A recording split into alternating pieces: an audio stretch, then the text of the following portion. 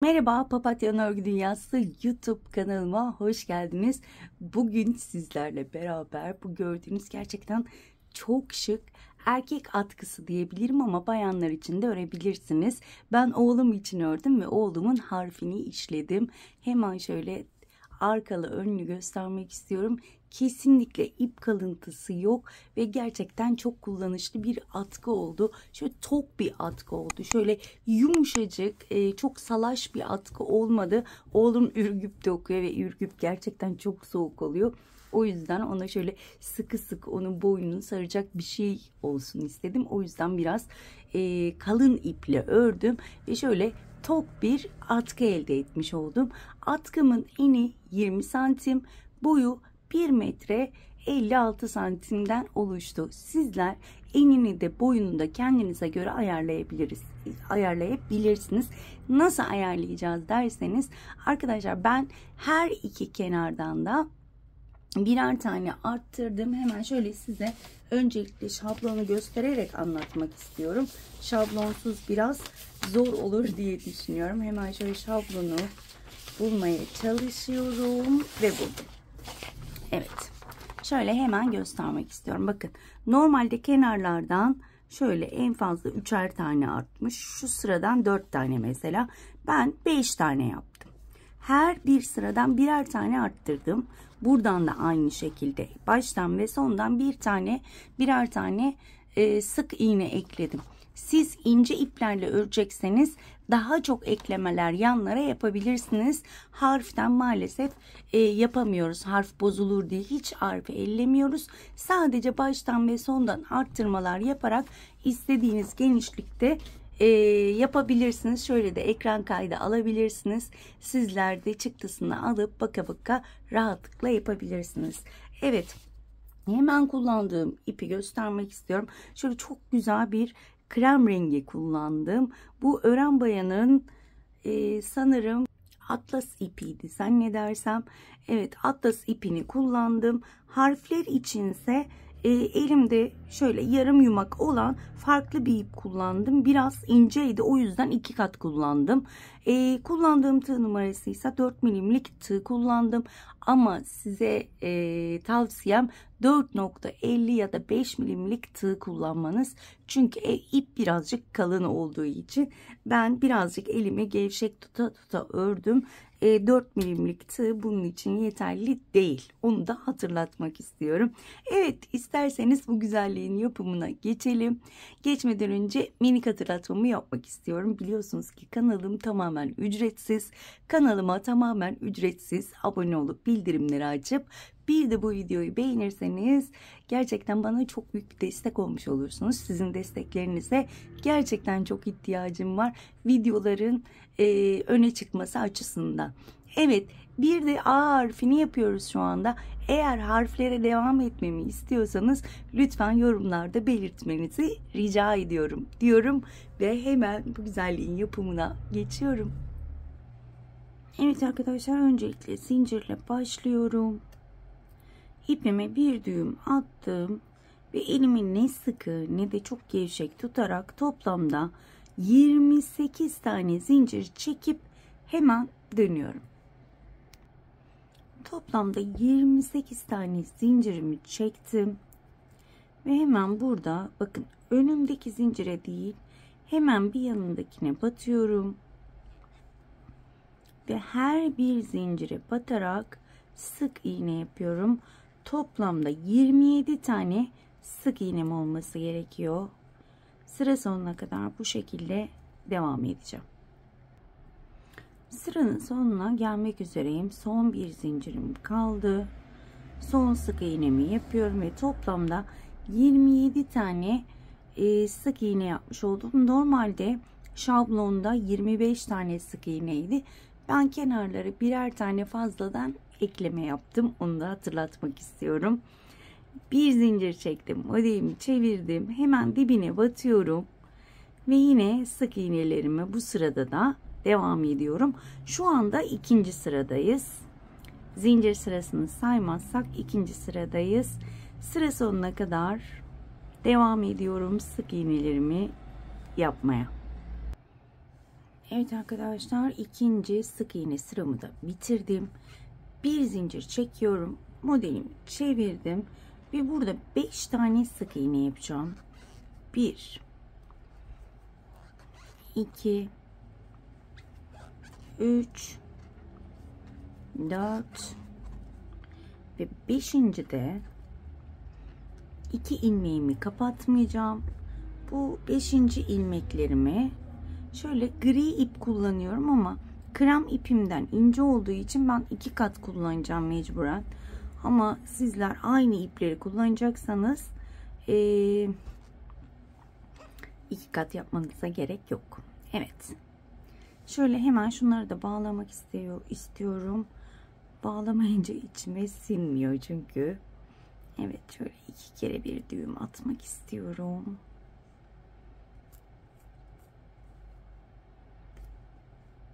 Biraz kısaltacağım. Rahat yürütmek amaçlı. Evet. Şimdi şöyle kremi arkaya aldım. Şu artık ipleri de alıyorum.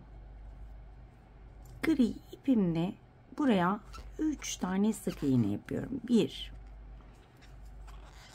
2 üçüncüyü kremle kapatıyorum ve gri ipimi arkada yürütüyorum. Her daim diğer ipi arkada yürütüyoruz arkadaşlar. Şimdi buraya 9 tane sık iğne yapacağım krem renkli. 2 3 bu şekilde 9 tane kremli sık iğne yapıp hemen dönüyorum.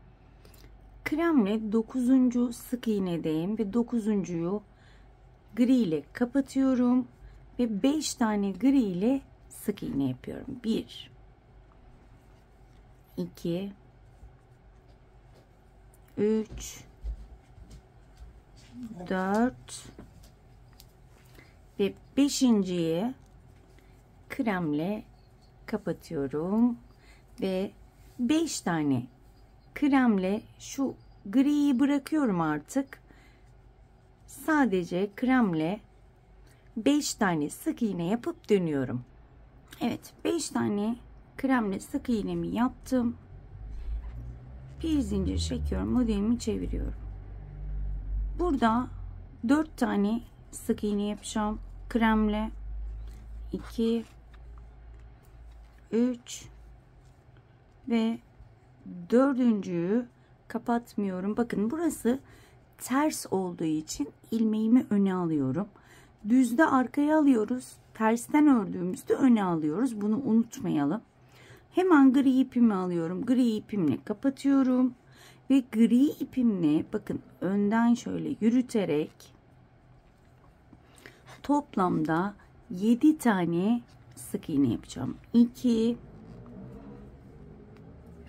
3 4 5 6 7.'yi kapatmıyorum. Gri ipimi öne aldım. Krem ipimle kapatıyorum ve burada yine kremle 7 tane sık iğne yapacağım arkadaşlar. 1 2 şu anda 4. sıradayız. Bu şekilde 7 tane kremle sık iğne yapıp hemen dönüyorum. Evet, 7. kremle sık iğnedeyim ve yine krem ipimi öne aldım. Krem gri ile kapattım ve gri ile 5 tane sık iğne yapıyorum.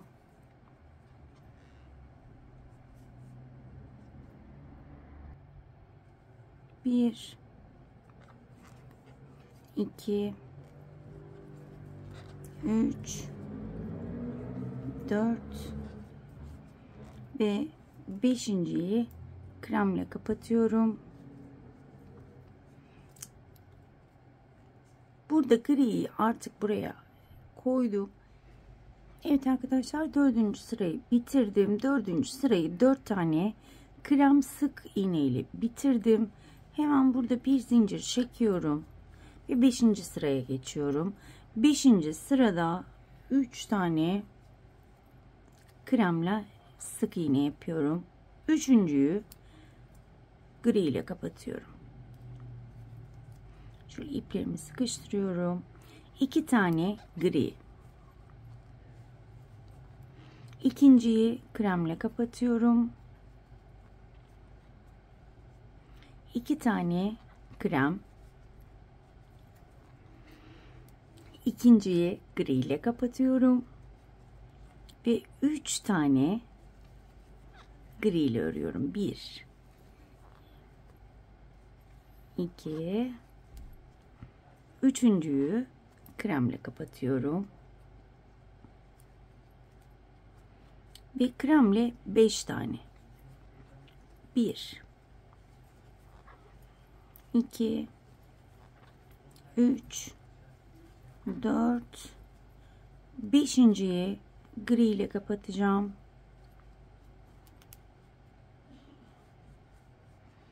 Ve 3 tane gri. 1 2 üçüncüyü kremle kapatıyorum. 4 tane krem. 1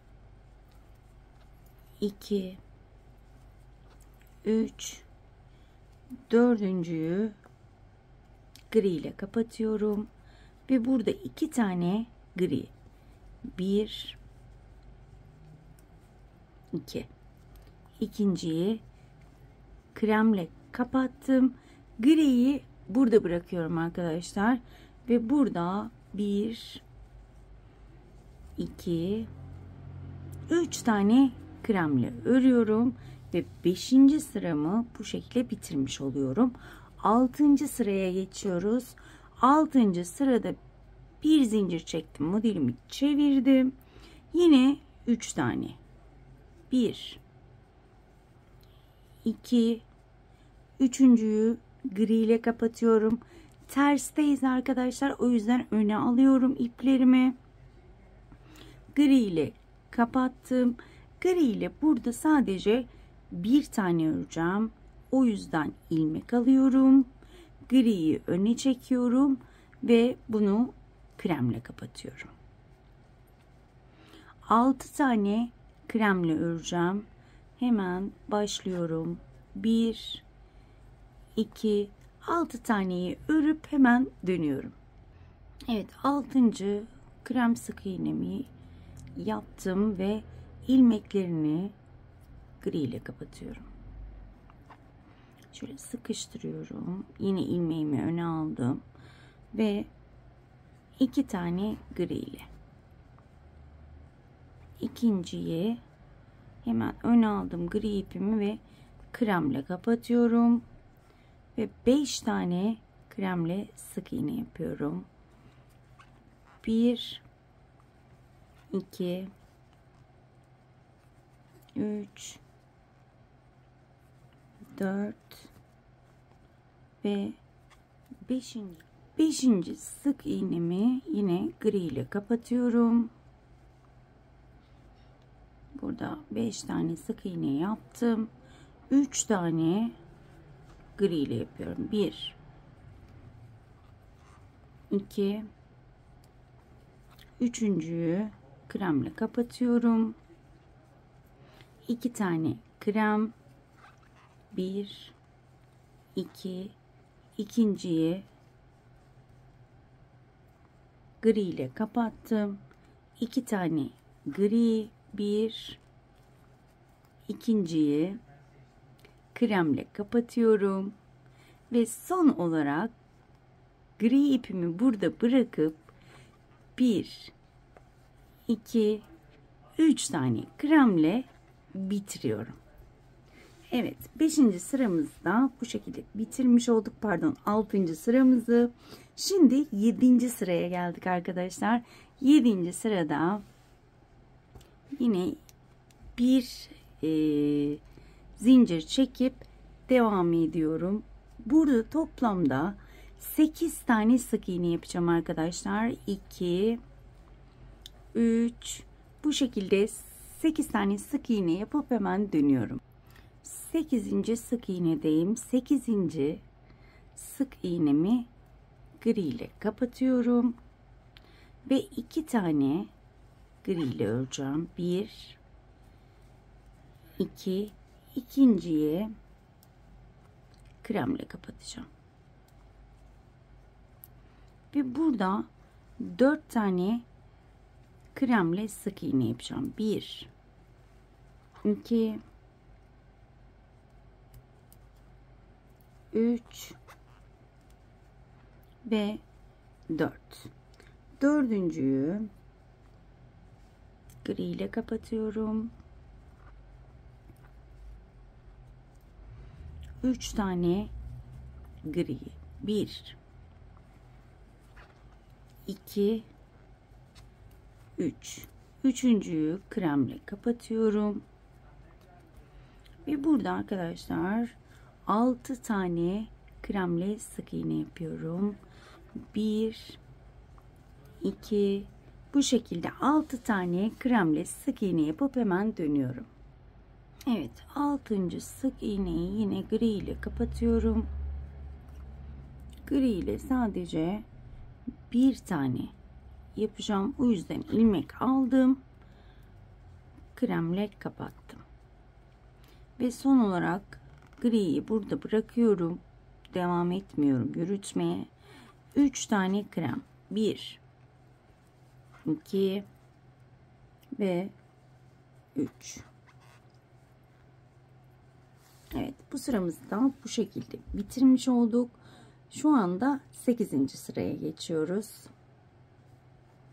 Bir zincir çektim, modelimi çevirdim ve hemen burada 4 tane sık iğne yapıyorum.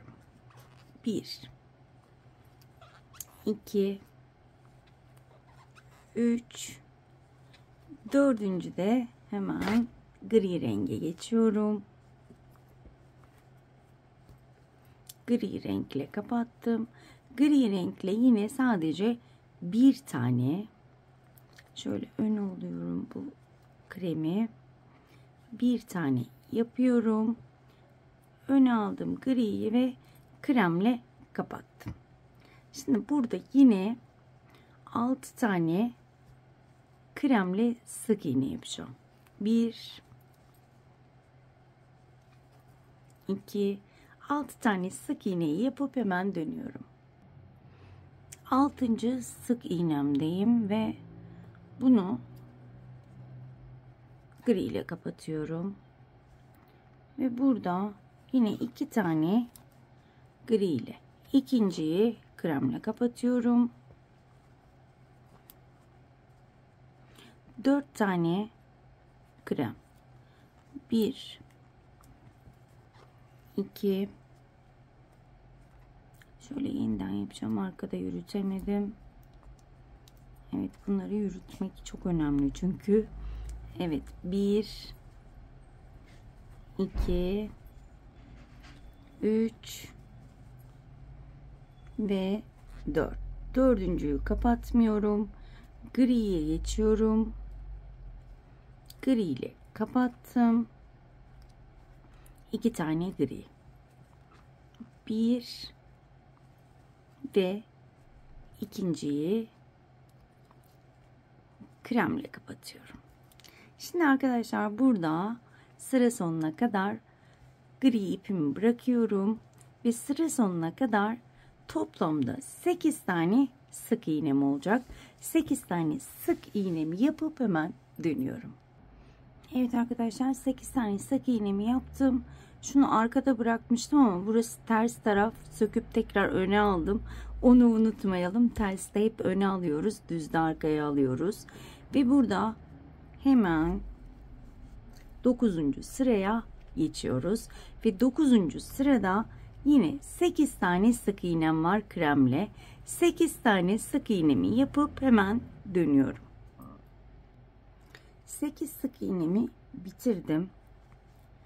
8. gri ile kapatıyorum. Ve 2 tane gri. İkinciyi kremle kapatıyorum. 3 tane krem.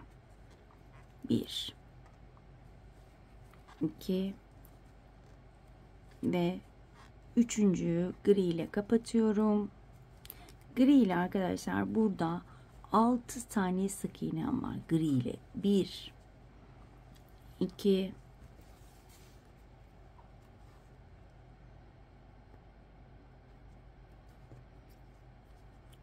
3 4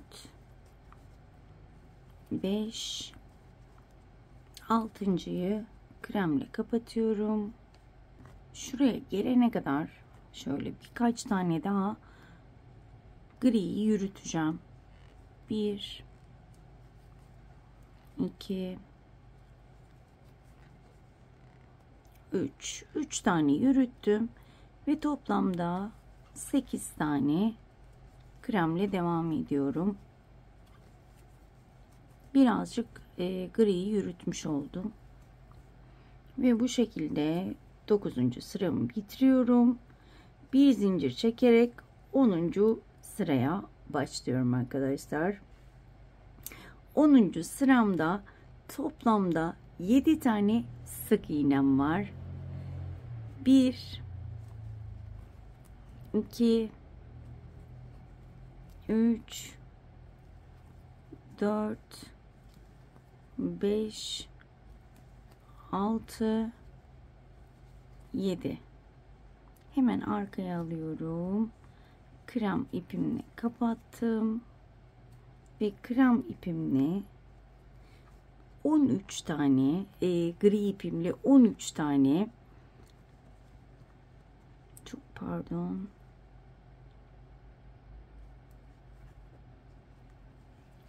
şöyle gri ipimle kapattım ve öne aldım krem ipimi. Gri ipimle toplamda 13 tane sık iğne yapacağım. 3 oldu, 4 ve toplamda 13 tane örüp dönüyorum. 13 tane gri ile ördüm. 13.'yü hemen öne alıyorum ve kremle kapatıyorum.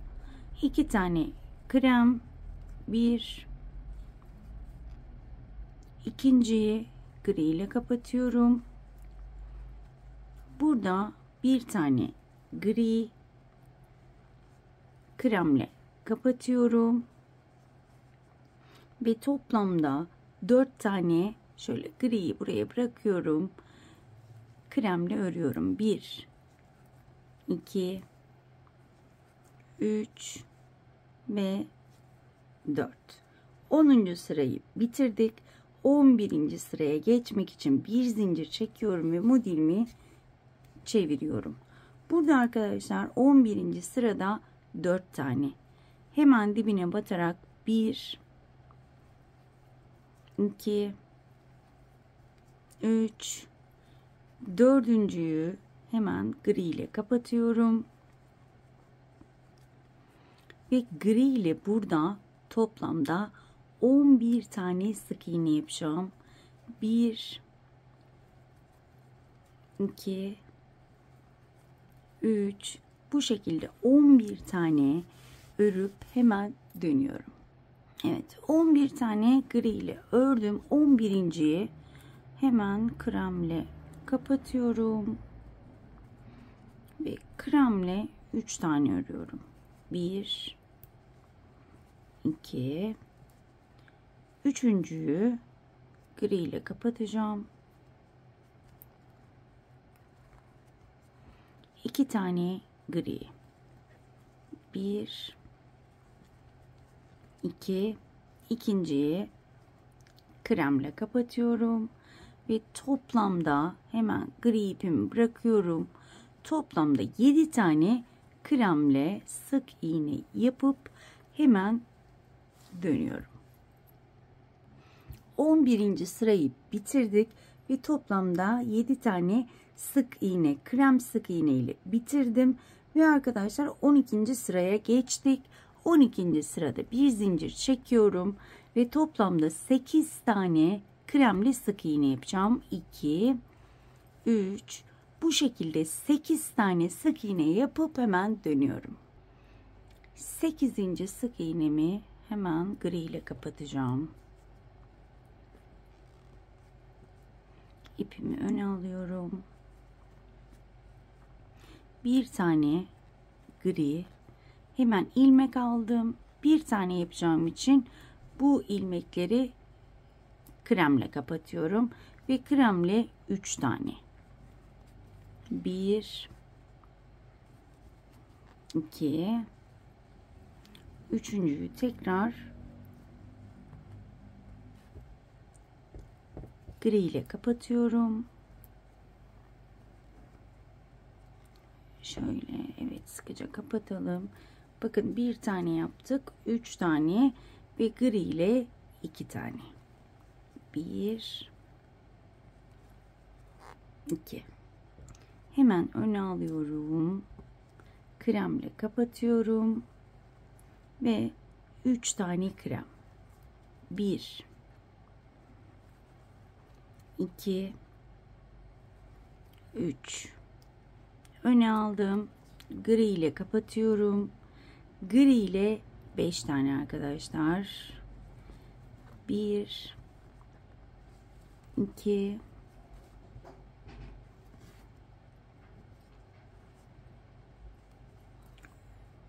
çok pardon. 2 3 4 ve 5. Beşinciyi kremle kapatıyorum ve gri ipimi burada bırakıyorum ve 5 tane kremle örüyorum. 5 taneyi örüp hemen dönüyorum arkadaşlar. Şöyle de bir göstermek istiyorum. Burası ters tarafı. Evet, 5 taneyi örüp hemen dönüyorum. 5 tane sık iğnemi bitirdim. 12. sırayı bitirdik. 13'e geçiyoruz. Bir zincir çektim. Modelimi çevirdim arkadaşlar. Hemen burada yine dibe batarak toplamda 8 tane sık iğne yapıyorum. 2 3 4 8 tane sık iğnemi yapıp hemen dönüyorum. 8. sık iğnedeyim. Hemen gri ile kapatıyorum. 2 tane gri. 1 2. İkinciyi kremle kapattım. 2 tane krem. 1 2. İkinciyi gri ile kapatıyorum. 2 tane gri. 1 ve 2. İkinciyi kremle kapatıyorum ve kremle toplamda 13 tane sık iğne yapıyorum. Bu gri ipimi tekrar bırakıyorum. Gri ipimle işim bitti. Toplamda 13 tane sık iğne yapıp hemen dönüyorum arkadaşlar. Evet, 13 tane sık iğnemi bitirdim ve 13. sırayı da bitirmiş oldum. 14. sıraya geçiyorum. Bir zincir çekiyorum ve yine bu sırada 13 tane sık iğne yapıyorum kremle. 13 tane sık iğnemi yapıp hemen dönüyorum. 13 tane sık iğnemi yaptım. Hemen ipimi öne alıyorum. Ters taraftayım çünkü. Hemen gri ile kapatıyorum. İplerimi sıkıştırdım. Ve 2 tane gri. 1 2. Gri ipimi öne aldım. Kremle kapatıyorum ve kremle 2 tane. 1 ve 2. Krem ipimi öne aldım. Gri ile kapatıyorum ve 2 tane gri ile. 1 ve 2. Gri ipimi öne aldım. Kremle kapatıyorum ve gri ipimi artık yine burada bırakıyorum ve toplamda 8 tane sık iğne yapıp hemen dönüyorum. 8 tane sık iğnemi bitirdim ve 14. sırayı da bitirmiş oldum. 15. sıraya geçiyoruz arkadaşlar. 15. sırada bir zincir çekiyorum. Modelimi çeviriyorum ve yine 8 tane sık iğne yapıyorum. 1 2 3 8 tane sık iğnemi yapıp hemen dönüyorum. 8. sık iğnedeyim. Şöyle de göstermek istiyorum. Ve gri ile kapatıyorum. İplerimi sıkıştırdım. 2 tane gri. 1 2. İkinciyi kremle kapatıyorum. 1 tane krem. 1 tane kremi gri ile kapatıyorum. Ve 2 tane gri.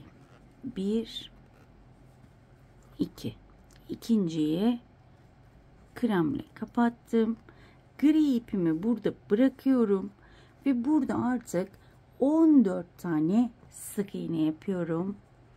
Gri ipimi yürütmüyorum. Sıra sonuna kadar 14 tane sık iğne yapıp dönüyorum arkadaşlar. Kremle. 14 tane sık iğnemi bitirdim ve artık 16. sıraya geldik. Bir zincir çekiyorum, modeli çeviriyorum ve burada yine tek tek batarak krem ipimle 14 tane sık iğne yapıyorum. Şöyle de göstermek istiyorum. Yine 14 tane sık iğne yapıp dönüyorum. Evet arkadaşlar, 14 tane kremle sık iğnemi yaptım. 14.'yü gri ile kapatıyorum. Yine ipimi yürütüyorum. Şöyle batacağım yeri de buluyorum. Evet. Şöyle 2 tane gri ile yapalım. Şöyle şurada batacağım ya, kapanmış mı? Yanlış yere batmak istemiyorum. 1 ve 2. Kremle kapatıyorum. Ve kremle sadece bir tane. O yüzden bu 2 ilmeği kremle kapatıyorum. Gri ile kapatıyorum. Çok pardon. 2 tane gri. İkinciyi yine kremle kapatıyorum. Griyi burada bıraktım ve sıra sonuna kadar toplamda 8 tane kremle sık iğne yapıp dönüyorum. Şurayı da şöyle göstermek istiyorum. Burası tersi. Evet, 8 tane sık iğnemi bitirdim ve 17. sıraya geçiyoruz. Bir zincir çektim. Modelimi çevirdim ve yine 8 tane sık iğne yapıyorum. 2 3 8 tane yapıp dönüyorum. 8. sık iğnede hemen rengimi değiştiriyorum. Burada 4 tane gri. 1 2 3 4. 4 de rengi değiştiriyorum. Gri ipimi 3 tane ilerletiyorum. Yürütüyorum yani. Yukarıda, çünkü şuradan başlayacağız.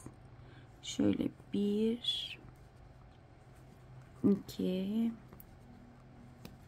üçüncü de gri ipimi bırakabilirim artık. Ve toplamda burada 3 tane ile beraber 15 tane kremle sık iğne yapıyorum. Krem renkli. Toplamda 15 tane sık iğnemi yapıp hemen dönüyorum.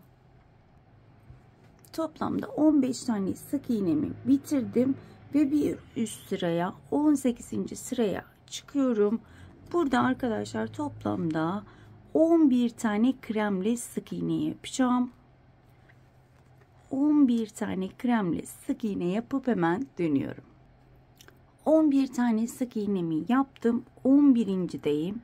Burası ters olduğu için öne alıyorum ve gri ipimle kapatıyorum. Bir tane daha yürütebilirmişiz ama olsun, çok önemli değil. Ve gri ipimle toplamda 8 tane öreceğim arkadaşlar. Şöyle iplerimi bir çekiştireyim. 2 3 gri ile 8 tane örüp hemen dönüyorum. 8. gri ile sık iğnemdeyim ve ipimi değiştiriyorum. Kremle kapatıyorum. Şöyle sıkıştırdım. Gri ipimi bırakıyorum artık ve 8 tane kremle bu sırayı da bitiriyorum. 8 tane sık iğneyi yapıp hemen dönüyorum. 8 tane sık iğnemi bitirdim. 19. sıraya geldim. 19. sırada yine kremle 8 tane öreceğim. Yine kremle 8 tane sık iğne örüp dönüyorum arkadaşlar. Şöyle bir göstermek istiyorum. Çok güzel oldu. Evet arkadaşlar, toplamda 8 tane kremle ördüm. 8.'yi gri ile kapatıyorum.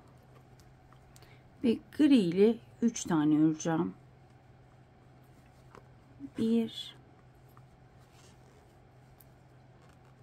2 ve 3. Üçüncüyü kremle kapatıyorum. Kremle 4 tane.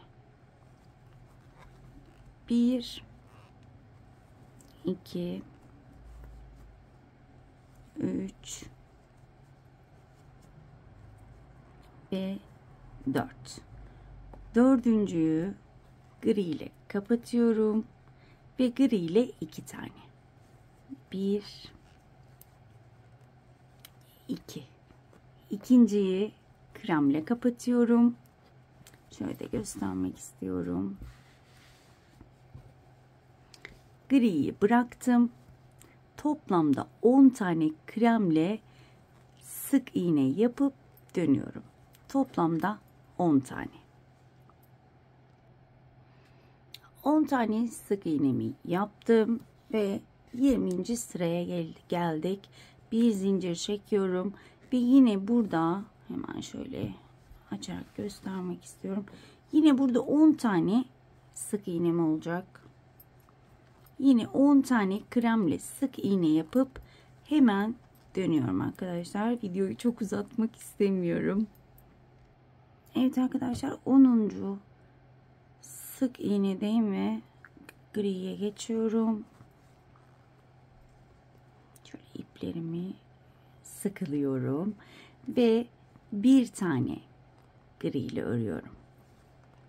İlmek aldım, griyi öne çektim ve kremle kapatıyorum. Sadece bir tane yaptım gri ile ve toplamda 6 tane krem. 1 2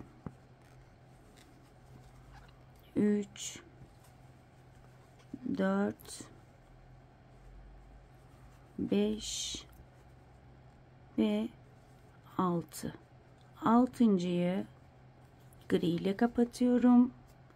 Gri ile 2 tane. 1 2. İkinciyi kremle kapatıyorum ve gri ile artık işimiz bitti. Toplamda 8 tane kremle sık iğne yapıp hemen dönüyorum arkadaşlar. Şöyle bir göstermek istiyorum. Burası tersi. Evet, 8 tane sık iğnemi bitirdim ve harfimi bitirdim. Artık atkıma düz kremle devam edebilirim. Buradan şöyle uzunca kesiyorum. Çok kısa kesmeyelim. Bunu daha sonra içeride yürütüyoruz.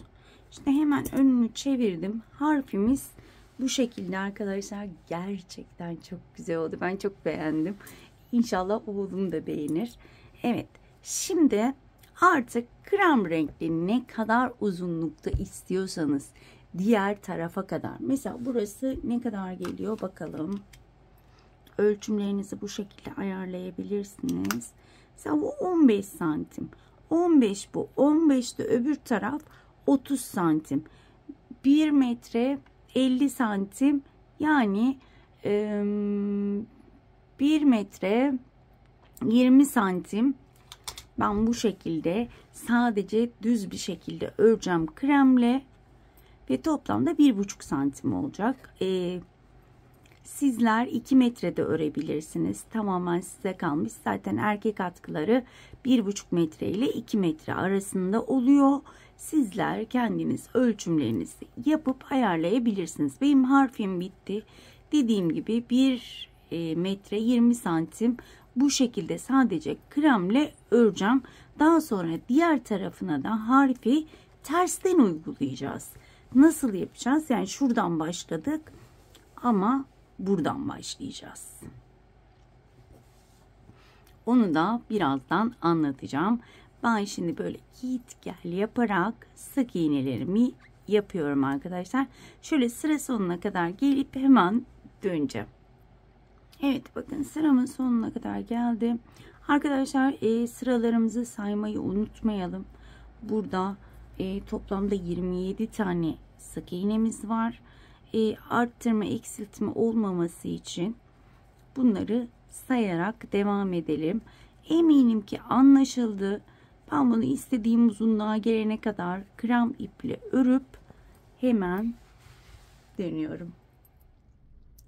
Evet arkadaşlar, ben hemen şöyle göstermek istiyorum.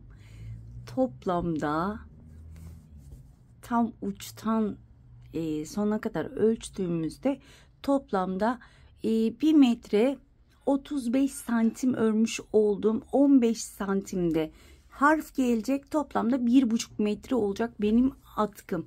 Şöyle göstermek istiyorum. Evet. İpe gelince arkadaşlar 3. ipi açtım. 3. ipin başındayım şu anda.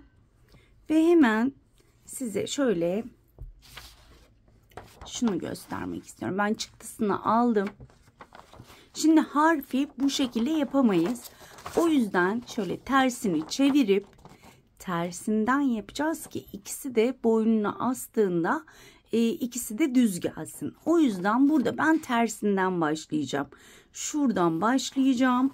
Şu şekilde gideceğim. Ben hemen şöyle ekrana doğru tutuyorum şablonu. Ekran kaydını alın. Sizler de çıktısını alırsanız ya da telefonunuza kaydederseniz ilk başta bu şekilde çalışacağız. Hemen sonuna geldiğimizde de şöyle tersini çevirirsiniz. Tersinden baka uyarlarsınız diye düşünüyorum. Hemen başlangıcı göstermek istiyorum. Tamamını göstermeyeceğim çünkü zaten şablonumuz var. Şablona baka tersten sizler de yapacaksınız. Hemen iplerimi alıyorum. Evet. Bir de şunu hatırlatacağım. Gitgen yöntemiyle sık iğne ile ördük. Şöyle bakıyorum. Şöyle tam düzündeyim. Yani ördüğümüzde tam düzünde olmak zorundayız. Ki iki tarafta düz görünsün, ters görünmesin. Gerçi ip artığımız yok ama yine de ikisinin düz olsun istiyorum. Ona dikkat edelim. Şimdi arkadaşlar tersten gidiyorum. Şöyle tabii ki hemen şuna bakarak şunu tersine çeviriyorum ve hemen 10 tane gri kremle sık iğne yapıyorum. 2 9 ve 10'uncuyu kapatmıyorum. Hemen iplerimi alıyorum. Gri ipimi alıyorum. Gri ipimle kapatıyorum. Ve tabii ki düğüm atıyorum. Düğüm önemli. Sökülecek diye çok korkuyorum. Evet, şöyle 2 kere düğüm atıyorum. Onu arada yürütüyorum. O arkadan belli olmuyor zaten. Hemen burada sadece bir tane gri yapacağımız için ilmeği battım, aldım ve gri ipi bırakıyorum. Kremle kapatıyorum. Şimdi burada 6 tane kremle 1 ve 6. da hemen krem ipimi bıraktım. Gri ile kapattım ve gri ile 2 tane. 1, ikinci de kreme geçiyorum. Gri ipimi bıraktım ve 8 tane kremle örüp hemen dönüyorum. Sıra sonuna geldim. Hemen burada bir zincir çekiyorum. Modelimi çeviriyorum. Yine aynı şekilde çalışıyorum. Fakat az önce dediğim gibi tersten çalışıyoruz. O yüzden modeli ters koyarsak şöyle tersten devam ederiz. Şimdi burada tekrar hemen dibine batarak 8 tane kremle örüp dönüyorum. 8.deyim. 8.yi şöyle öne alıyorum. Burası tersi çünkü. Gri ile kapatıyorum. Ve burada gri ile 3 tane. 1, 2, 3. de öne alıyorum griyi ve kremle kapatıyorum. Kremle 4 tane.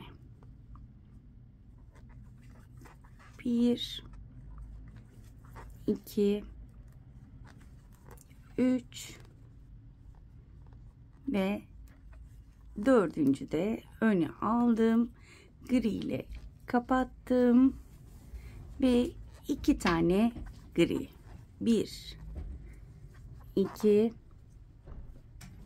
ikinci de kremle kapattım. Gri ipimi bırakıyorum ve 10 tane krem ipimle örüp hemen dönüyorum. Evet arkadaşlar, 10 tane sık iğnemi yaptım ve hemen şöyle göstermek istiyorum.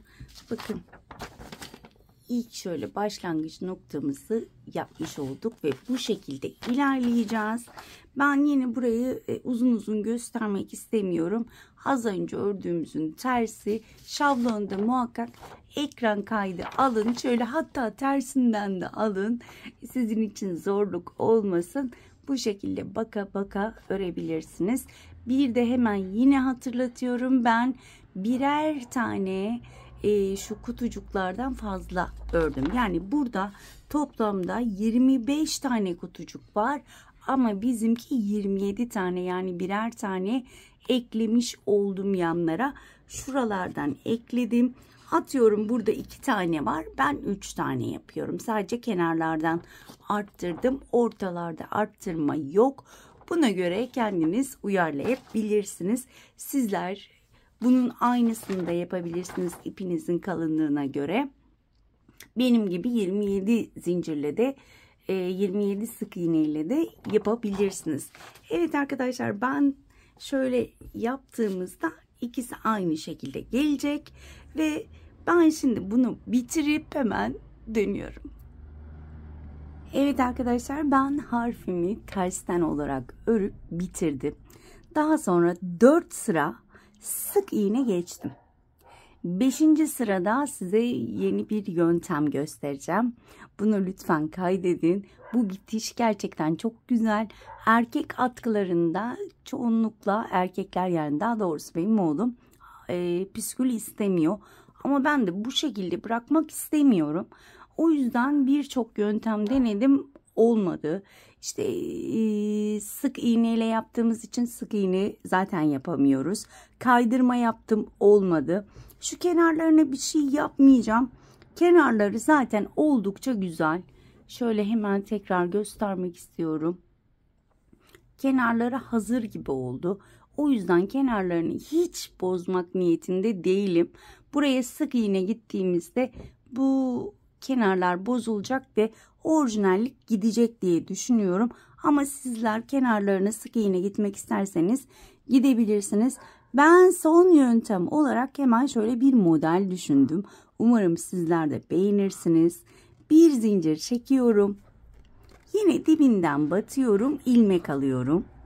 Ama bu ilmeği şöyle tığımın etrafında dolandırıyorum.